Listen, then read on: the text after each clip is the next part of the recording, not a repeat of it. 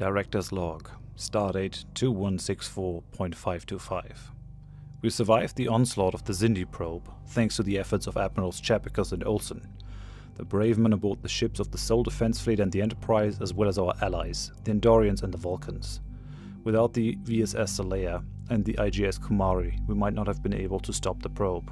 Sadly, we lost the patrol frigate of the Sol Defense Fleet, commanded by Captain Peter Redshirt. Their sacrifice shall not be forgotten. With the destruction of the probe, the threat to humanity seems to be over. Cygni diplomats have assured President Deceased Drak that they have the insectoid and reptile species under control now, and that they will cease any hostility. Section 31's Operation Fungus has been halted, but could be resumed immediately if the Cygni should ever pose a threat again. We cannot allow Earth's enemies any openings.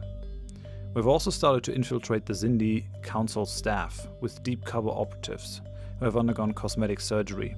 This should provide us with prime intelligence and a vantage point for further observation of the Cygni threat. Cygni threat status has been lowered to yellow.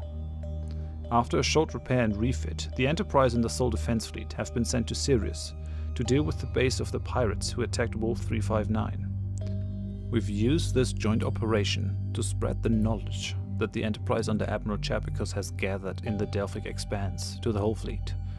After the successful destruction of the pirate station, the Enterprise continued this with a prolonged exchange of officers and staff and training sessions with Starfleet cadets. Dr. Rainbow Reaper and Professor McX have been invited aboard to experience firsthand how their tireless research has saved lives and improved human defense capabilities. Meanwhile, Admiral Ryan Olsen has been ordered back to Sol to receive reinforcements and for a victory celebration ceremony at Starfleet headquarters. Regrettably, there are still no news from Professor Rubicant. She has ignored multiple memos as well as a direct order from the Dean to return to teaching, sending no answer bar some insults in Sanskrit and go away in most current languages. President Deceased Drak has personally intervened to ensure that Professor Rubicant will be left in peace. She said, given the track record of my esteemed colleague, we should give her the benefit of the doubt. Let's just wait and see what she comes up with. The USS Explorer under Captain Arnulf Zimmerman has made an astonishing find in the Ross 154 system.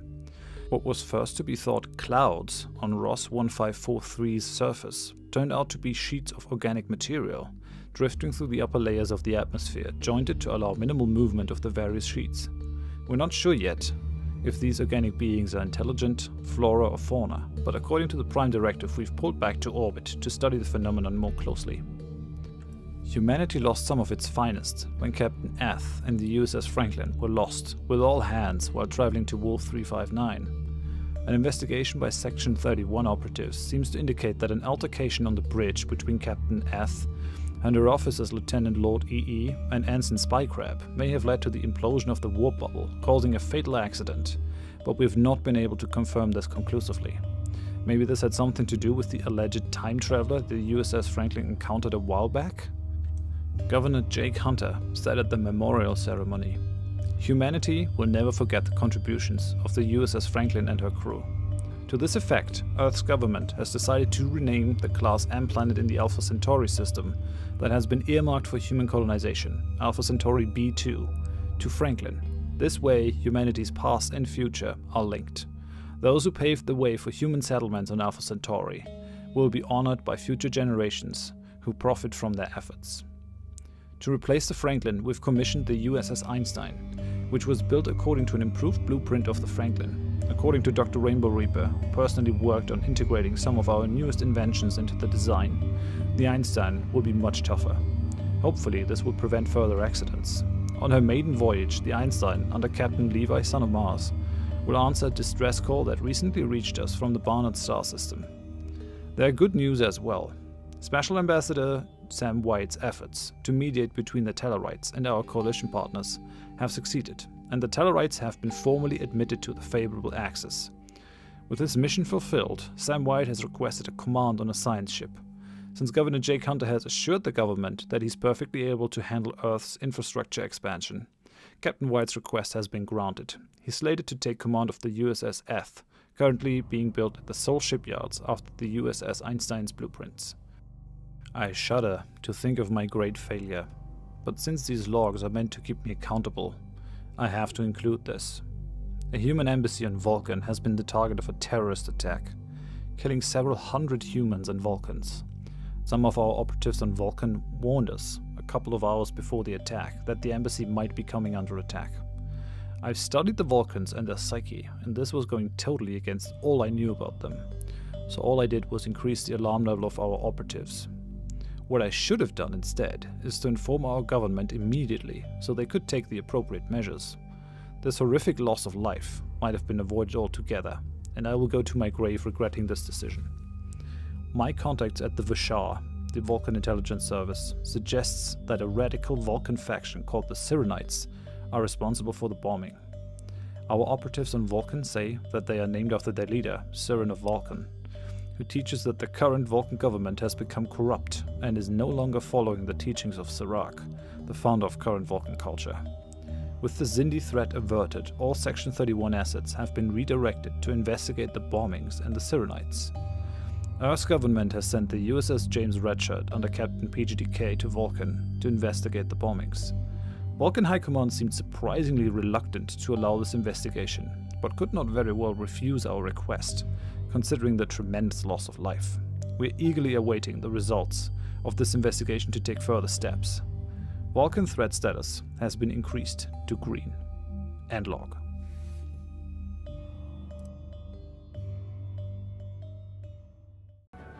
And with that, welcome back to the Star Trek New Horizons series from the point of view of Section 31. I'm really happy that you guys are interacting so well with the series. Tons and tons of diaries, logs, all that kind of stuff.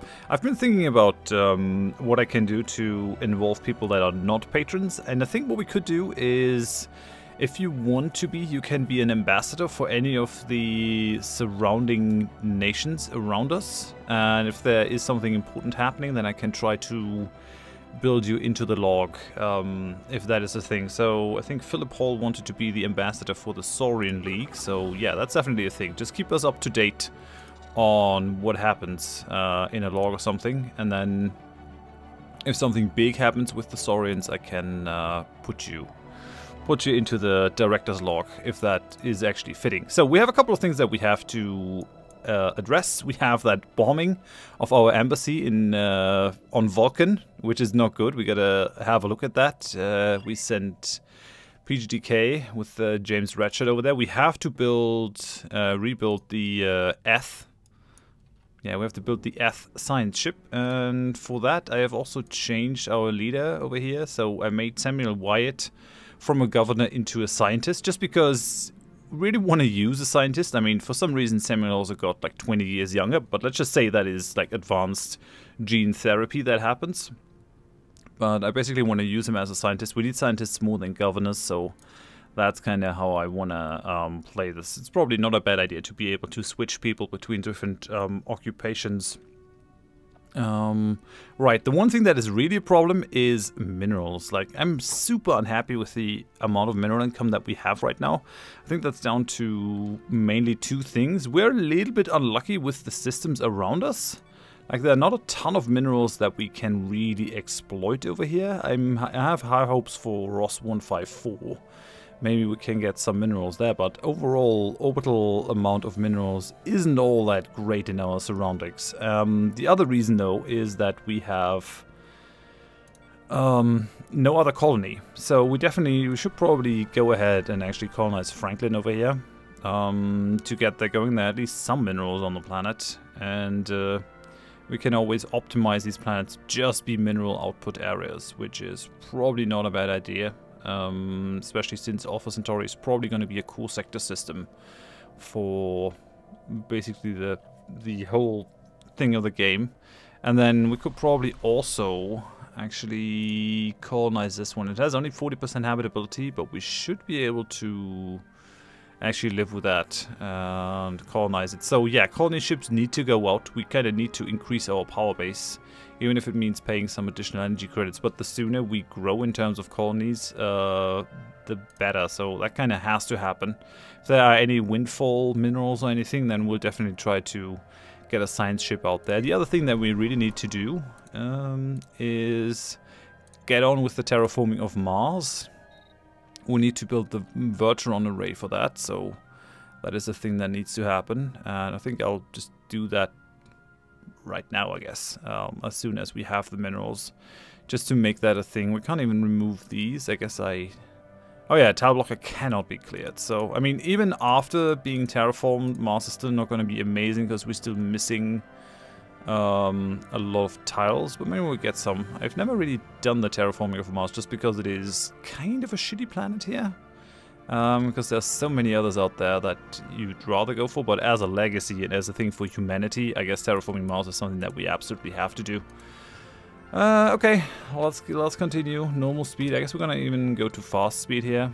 We have the next project with the field testing going on over there. We also have the distress call in Barnard Star. Gonna be interesting to see how that goes. The Einstein is already in the Barnard Star system. I should probably go ahead and build a science ship as soon as I possibly can. Man, even the science ships are like incredibly expensive complete. With our mineral income. So if a distress call has been detected originating from Alpha Centauri A. What, another one? I mean, sure, we're gonna dispatch another rescue mission. I guess I gotta track that one. There's a lot of distress going on. So we'll track that. Oh yeah, what I actually didn't really talk about is the factions. So we have different factions that are at varying levels of happiness. The Boomer Independent Traders, led by MacX, they want... private sector does it best. So we're actually going to have a bit of a problem between these and the egalitarians, who actually don't want the private sector to do everything. If we can go diplomacy, these guys will be pretty happy. Indirect xenology. Legislating a passive study stance on native will please them. I think I could go for that, actually. Indirect xenology is kind of what we're all about, I guess, as a Federation. So... where are we? Refugees... Native enlightenment is already prohibited. Native interference. Yeah, we're gonna go passive study. It seems more in line with the Federation, and kind of weird why we don't have that already. Okay, so we have indirect xenology now. They're at 58%. We're not quite there.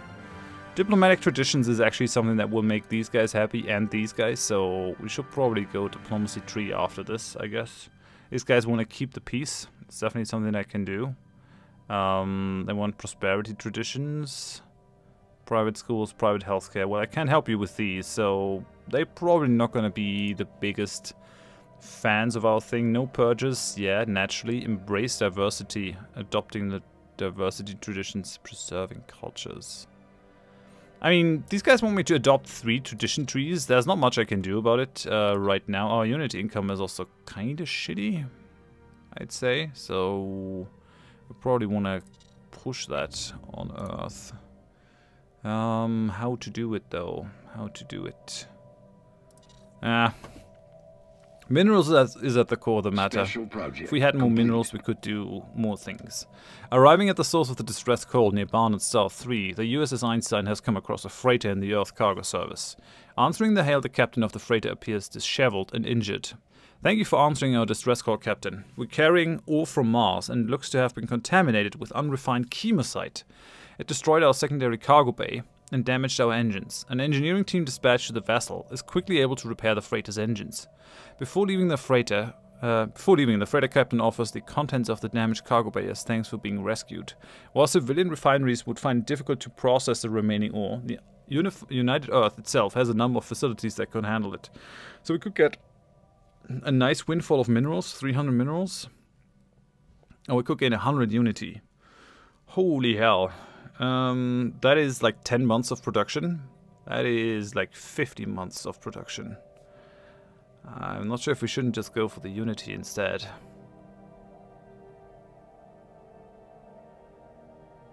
This might even push us to the point where we can adopt a new tradition.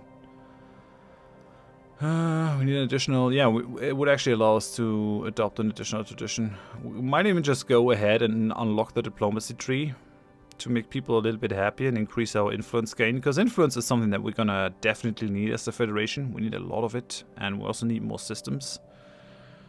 On the other hand, 300 minerals is... I can do a lot of things with that. Well, we'll go with the Unity here, I think. Initiating communications. And I will actually, instead of going through the discovery tree, I will unlock the diplomacy to make those factions happier. Okay, so now that actually gave us 0.6 in influence. Complete. And we will be able to... What? Yeah, sure, I give you communications for minerals, of course. And the Saurian League wants to exchange communications with us. Okay. And we found the Bolian League. Okay, hello. Could learn much from each other. Oh, there's Belarus. I think they're pretty close to the Romulans, so we definitely have to be a little bit careful that they don't get snatched up by someone. Like, if the Romulans take them over, that would be kind of nasty, actually. I also really want the Betazoid houses. Let's see how that works. Even the Betazoid houses with their one planet are overwhelming, though, in terms of naval cap. Just because we're playing on Grand Admiral. Yes, that's probably fine. Holy hell, the Andorians are really pushing hard here. It's probably not the worst. Okay, so, Mars. I'm gonna go ahead and build the Verteron array. I don't think that can be built anywhere else. Requires Mars terraforming site deposit, so that is that over here. Yeah, okay, let's go ahead. Let's build the Verteron array to get that done. Also requires us requires some influence, but that is okay. And we still have 153. I want to keep that for another science ship. Now we have Barnard Star over here. I guess we're gonna go research project and answer that distress call over there as well. Good luck, Levi. Construction complete. Yay. Okay, that's good. We should probably put down that mining station. Diseased Yak is reducing the cost by 25%, so yeah, let's push it. Sure.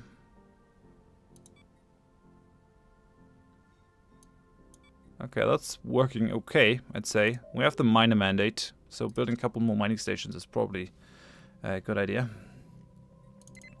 Soul Defense Fleet is ready to upgrade. Do we have anything else that we want to throw on these? Like, these are just the frigates. I don't think we have anything that's really good. We have the light photonic torpedo on these already, and then the science station. These are, like, those are not ideal ships. Let's just keep it at that. They're not the most powerful. I guess we can invest 20 minerals, though, to upgrade them to the current standard. Upgraded. Okay, that's good. Are we going to investigate that bombing or what? Oh, almost there. We found the Omicron aliens and the He aliens. Okay, let's go ahead and invest. Let's go for Omicron aliens first, because those are the ones that we found first. Technology discovered. Okay, we're going gravity manipulation. That's great. Hey, there's the shields. Yes. We need that. We really need shields on our ships. It's going to be hugely helpful in terms of survivability for our ships. Having those shields can make a massive difference. Okay, so Ross 154. It's not amazing in terms of mineral stuff that they have on that, but it is something. And we really need to survey more in that direction. Complete. Okay, the embassy bombing. After several days analyzing the rubble of the embassy building and questioning identified witnesses, PGDK has concluded that the evidence does indeed point to the Cyrenites as the perpetrators of the bombing. The evidence seems almost too strong, however. Several chemical traces, which link to materials found in the Vulcan's forge region of the planet, where the Cyrenites are known to keep a hidden commune, should have decayed within minutes of the blast and be barely detectable now. Yeah, there's something fishy about that investigation for sure. We're gonna continue. I want to know what's going on. And if push comes to shove, we still have something in our back pocket against the Vulcans.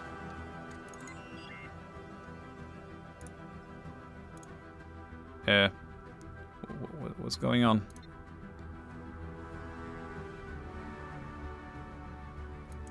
Don't we have to, like, continue the investigation here?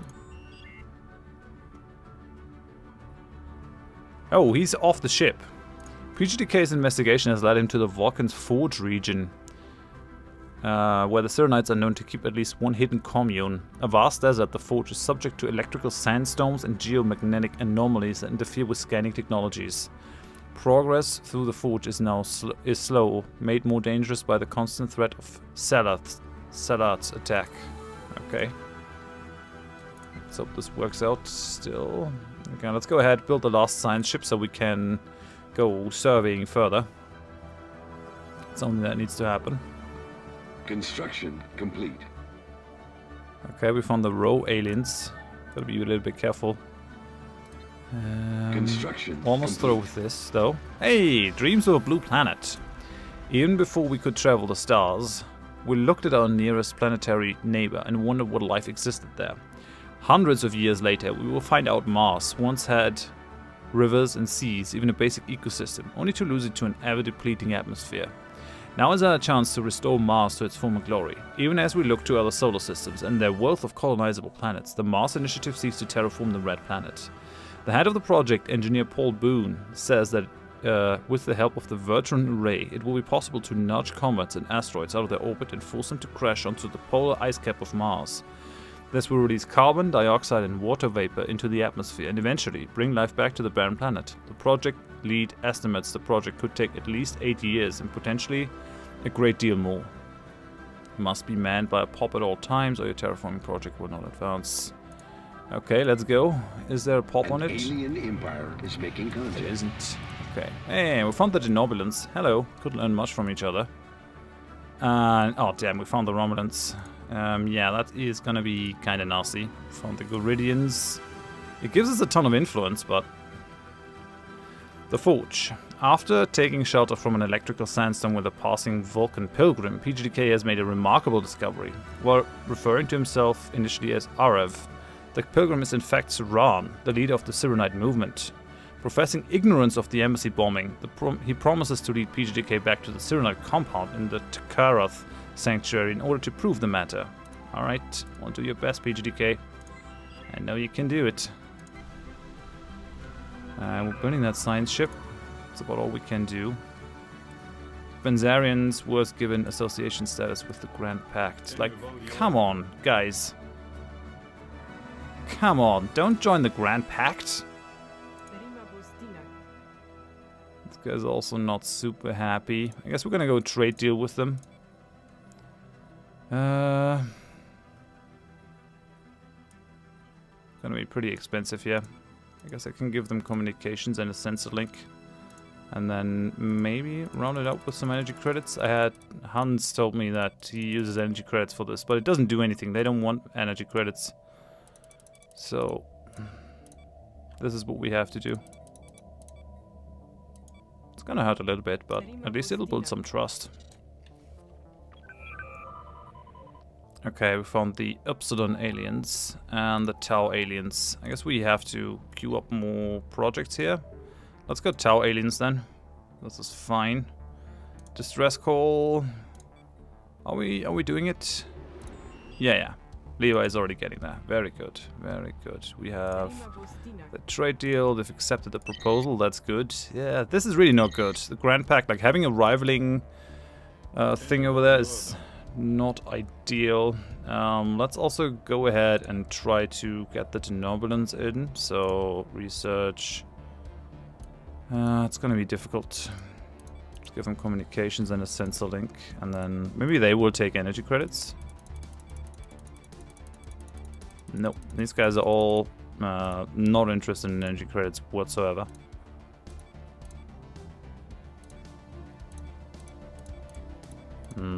Okay, 25 does it. Let's do it. Just want to be able to build some initial trust. Complete. I mean, let's reduce our diplomatic influence cost, which is actually quite nice. Discovered. So we're gaining 3 influence now. And we got the inertia manipulation. Do we want to go shuttle pods? Do we want to go to chemosite? That could actually be kind of helpful. This will unlock the fighters. Let's go for the early tech. Guess this might be better.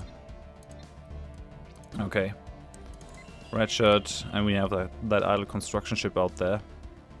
Are those 3 minerals in one source?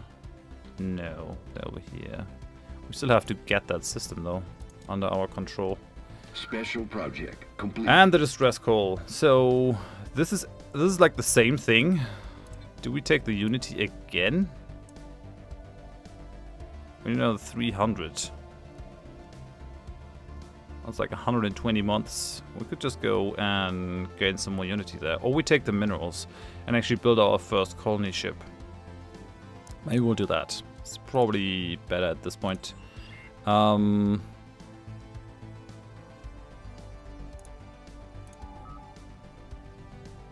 Wasn't this like a dangerous system?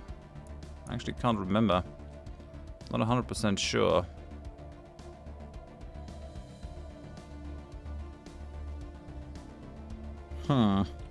Do I want to send you in there? I guess we haven't ever been in there. Special project. They said to evasive in any case, so it's fine. Shortly after arriving at the Takara Sanctuary, PGDK meets with a number of Cyranites who, together with Saran, attempt to explain the nature of their movement and how it rejects violence. A young woman named T'Pol is particularly vocal in her defense of the movement. The underpinning of the Cyranite faith is the Kershara, an ancient artifact said to contain the complete writings of Serac, thought lost to time. With the Kershara, T'Pol and Arav argue that they can prove their peaceful ways to the Vulcan High Command. PGDK offers his help to locate the artifact, if it will help conclude the investigation into the embassy bombing. Okay, I can do that. Does that give us a new thing? No, it doesn't. Alright, that's fine then. I can live with this. So let's go ahead and build a starbase to claim that system. Even 3 minerals are going to be good. And then I guess we also have to come down here. I guess we have to go for Fenman and stuff first. Oh man, that is kind of going to slow down our colony ship again. Yeah, I'm gonna wait. I'm gonna send the construction ship over, but we're gonna wait on building it.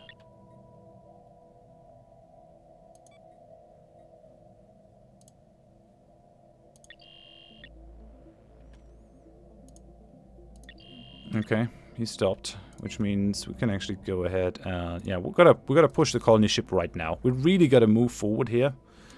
Otherwise things are gonna go bad. We have the Kashara, with the help of PGDK, Arav and T'Pol, are able to locate the underground monastery where the Kashara has been kept safe for centuries. A small, elongated pyramid with Vulcan writing alongside its faces, the Kashara shows evidence of containing advanced storage and display technology. T'Pol argues that the only logical course of action now is to present the Kashara to the Council of Ministers and argue their innocence. PGDK instead suggests that perhaps the Kashara would be safe for off-world, arguing they could locate a shuttle and return to his ship in orbit.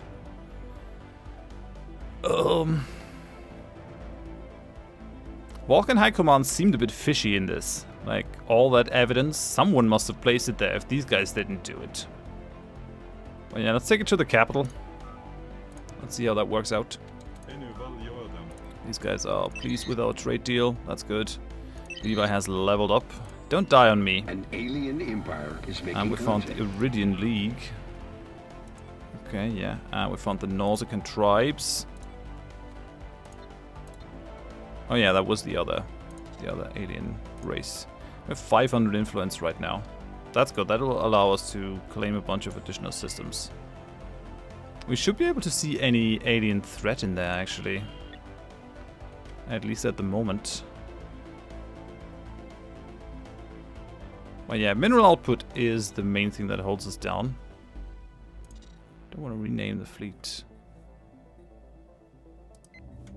Want to have a look at Earth. Is there anything that I can build that will still put out minerals here? Oh, the Kashara. The journey from Vulcan's Forge to the capital is long and arduous, but PGDK, Saran, and T'Pol eventually arrive at the city outskirts. Finding shelter with a Cyranite sympathizer, the group carefully plan their next move to confront the Council with the Kashara and demonstrate their innocence. Is there any way that we can find out how far it is with the terraforming? Is there a meter or something? I guess not. Okay, their plan of The plan is success. T'Pol and PGDK have infiltrated the council chambers of the Vulcan High Command and forced those present to bear witness to the Kashara and the Cyrenites' claims of innocence. While many were awed by the presence of the Kashara, Administrator T'Pel reacted with uncharacteristic anger and attempted to destroy the artifact and kill T'Pol and PGDK in the process. No! That's not right. The United Earth investigator PGDK, tasked with uncovering the truth of the embassy bombing on Vulcan, has been instrumental in revealing the innocence of the Cyrenite movement to Vulcan authorities and reclaiming the Kashara artifact containing the complete writings of Serac.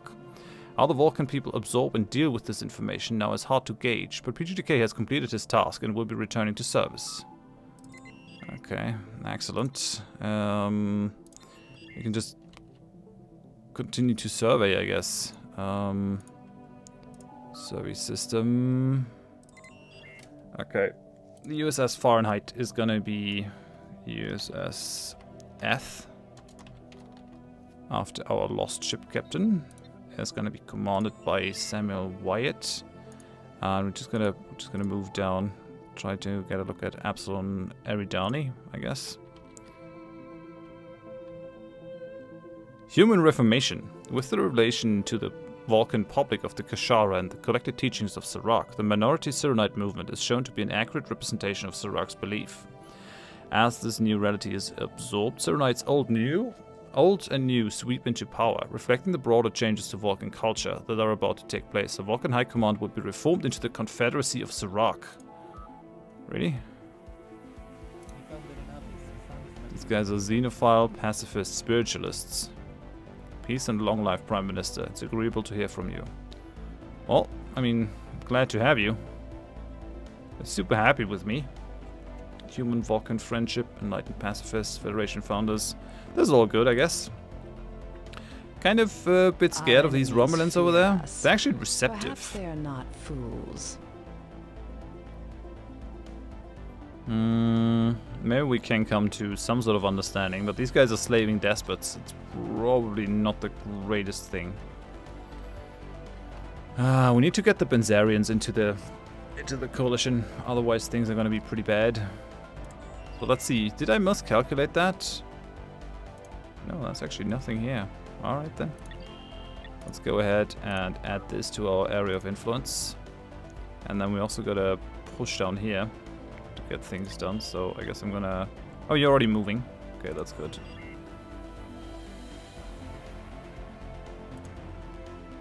What about Levi's ship? Oh yeah, we sent him out Technology to... discovered. Yeah, true, okay. So we have the Tellarites taking care of, I guess, a pirate station of their own out here. The bloody cutthroats, sure. Hey! Finally, Rubicon is done with the research speed approval. I wonder what took him so long. Dicyclic life support systems, less ship upkeep, daily hull regen, combat disengagement chance. That's actually pretty nice. Should we go for the blocker removal though? I think we'll go for this, Merchant Marines, just because we already have parts of it researched, so might as well go after it right now. Denobulan is now associated with the favorable axis. That's actually great. I'm pretty happy about that. Invite to coalition. They would say no right now, but maybe we can get there and actually become friendly with them. How are the Betazoid houses? Are you guys gonna join us? They're not quite there for the association status. Migration treaty. We're getting there. We're getting there. We should be able to pull them in. I mean, we do have a research agreement, right? Yeah, research agreement. They also have a research agreement with the Confederacy of Serac, so that's good. Getting trust with them up as well. Yeah, that's that big continental planet over here that I really want and need. Serac has declared the Orion's arrival. That is a bit of a shame, but nothing that I can really do anything about. We still only have 38 mineral income. Our next colony ship is being built though. Enterprise is done. Didn't get any message about that, but sure. Guess we'll send the Enterprise home to Starbase 1. Maybe reduce the upkeep a little. Actually, Enterprise doesn't pay any upkeep. Complete. It doesn't cost any upkeep, so I guess that's quite nice. Let's go ahead and actually use that construction ship to get those 2 minerals from the Ross system. That should help, pushing us up to 40 mineral gain at least. Seem to be some minerals in this system, which is probably good. And we still have this big planet. I think we should actually settle the Lalande marshland planet instead of going for Franklin first. I mean, Franklin has a higher habitability, but it's only like 20%. This will allow me to do a lot. We have biosculpting bacteria, adaptive bacteria that can be used to specifically mold planetary environments, creating unique biomes. I've never seen that before. That is amazing. We also have a natural attraction, allows the construction of a natural resort on this tile from some races, which increases the prosperity. Okay. And then it also has the Purgium. So this is actually an awfully nice planet over there. Marsh Initiative, Annual Report. 5 members of the United Earth Senate Committee for Martian Affairs slip quietly into the small room in Primus Station Dome. A quick, serious and hushed debate takes place before an aide serves the committee chairman a pad. These are the findings of the committee. The Mars Initiative, while making great strides, is still in its infancy. Mars is hardly changed under the onslaught of the comets captured by the Vertron array. So far, just over 5% of our goals have been met. Yeah, we're gonna give Boone extra energy credits because we have plenty of those. So let's just do it. This is fine. And with that, I kind of have to end the episode here. We've already been going on for quite a while. Thank you very much for watching, and I hope you join me next time. Bye bye.